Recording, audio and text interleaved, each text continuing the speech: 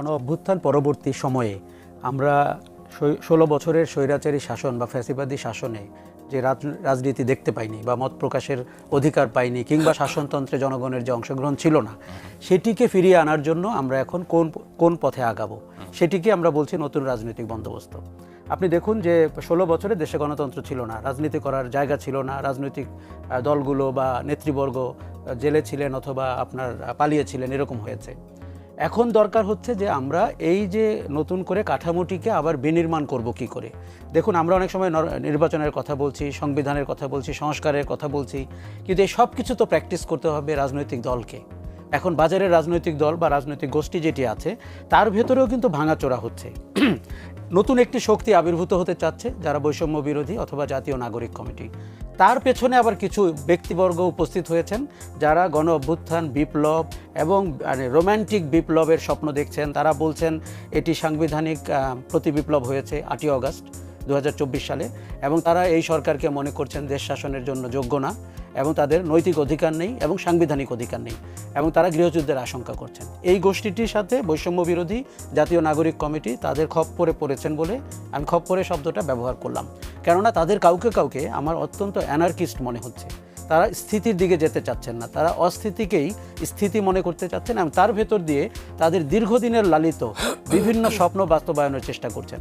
এখন আমরা যদি এই পক্ষটা দেখে, একটি পক্ষ বাজারে ভ্যালিড রাজনৈতিক দল, এবং তার মধ্যে বিএনপির কথা আমি বলবো, এবং এখন পর্যন্ত আমি বলবো যে মাঠ পর্যায়ে, বন্দর পর্যায়ে যত লুটতরাজ দখল হোক না কেন, বিএনপির সেন্ট্রাল নেতৃবৃন্দ, বিশেষ করে তারেক রহমান এবং মির্জা ফখরুল যেমন করে দলকে নিয়ন্ত্রণ করছেন, কথা বলছেন, সরকারকে সময় দিচ্ছেন, সংলাপ এগিয়ে নিতে চাচ্ছেন, সেটি একটি দেখার মতো বিষয়। কেননা গণ অভ্যুত্থানের পর এরকম একটি বড় দলের আরও অনেক অনিয়ন্ত্রিত ব্যবহার করার সুযোগ ছিল, সেটি তারা করেননি। জামায়াতে ইসলামীকে আমরা একটা মধ্যবর্তী অবস্থায় দেখছি, কেননা আমরা দেখছি যে ভারতের এক ধরনের ইন্ধন তাদেরকেও পেয়ে বসেছে। তারা বৈষম্য বিরোধীরা একে অন্যের পিঠ চুলকাচ্ছেন। কখনো বৈষম্য বিরোধীরা বলছেন জামাত শিবির অগ্রণী ভূমিকায় ছিল, কখনো জামাত শিবির বলছেন সেনাবাহিনী আর তারাই একমাত্র দেশপ্রেমিক। কাজেই আমি যদি তীব্র হটকারী অংশটিকে দেখি, মধ্য হটকারী অংশ জামাত শিবির, এবং আপনার স্থিতি দেওয়ার ক্ষমতা রাখে সেটি হচ্ছে বিএনপি। এরকম একটি জায়গায় সরকার আবার এই সব কিছুর মধ্যস্থতাকারীর একটি জায়গায় রয়েছেন। 31শে ডিসেম্বর শহীদ মিনারে যে কাণ্ডটি হয়নি, তার জন্য দেশ বেঁচে গেছে। কারণ আপনি গণ অভ্যুত্থানের 5 মাস পরে হঠাৎ করে রিয়ালাইজ করলেন যে আপনি 5ই অগাস্ট যা বলতে পারেননি, 8ই অগাস্ট যা করতে পারেননি, কিংবা 5 থেকে 8ই অগাস্টে আপনি যা ঘটাতে পারেননি, সেটি এখন আপনি শহীদ মিনারে ঘটাবেন বছরের শেষে এসে। এবং তার যে ভাষা, তার যে বয়ান, তার যে তীব্রতা, তার যে হটকারিতা, এগুলো নেওয়ার অবস্থায় বাংলাদেশ নাই।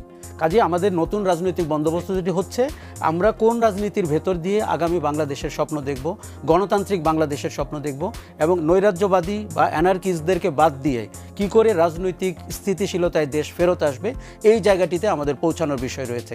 আমার মনে হচ্ছে যে নির্বাচন কেন আমরা বারবার বলছি, দেখুন শেখ হাসিনা যেরকম একটি বয়ান দাঁড় করিয়েছিল যে উন্নয়ন না গণতন্ত্র, আমরা ঠিক একই বয়ানে পড়ে গেছি, নির্বাচন না সংস্কার। আমি তখনও বলতাম আমি গণতন্ত্রও চাই, এবং আমার কাছে গণতন্ত্র ছিল সবচেয়ে বড় উন্নয়ন। তাদের কাছে ছিল টানেল উন্নয়ন, কারণ টাকা খাওয়া যায়, রূপপুর বিদ্যুৎ কেন্দ্র উন্নয়ন, কারণ অঢেল টাকা খাওয়া যায়।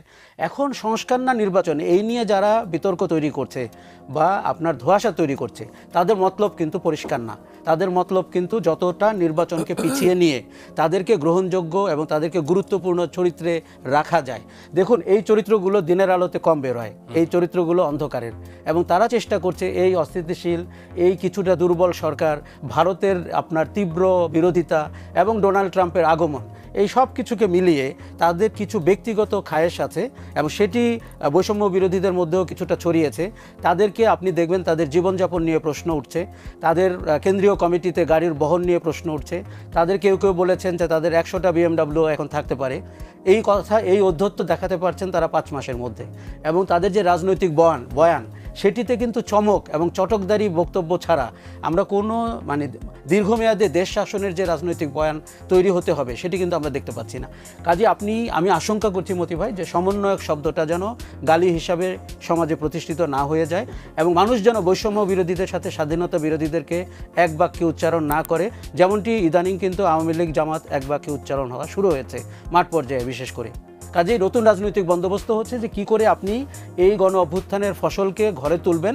দেখুন, আমার কাছে একটা জিনিস পরিষ্কার, আমি গত 2 সপ্তাহ দেশের বিভিন্ন জায়গায় ঘুরে দেখলাম, মানুষ শান্তিপূর্ণ জীবন চায়, তার ভাত কাপড়ের নিশ্চয়তা চায়, তার মৌলিক অধিকার প্রতিষ্ঠিত হয়েছে দেখতে চায়।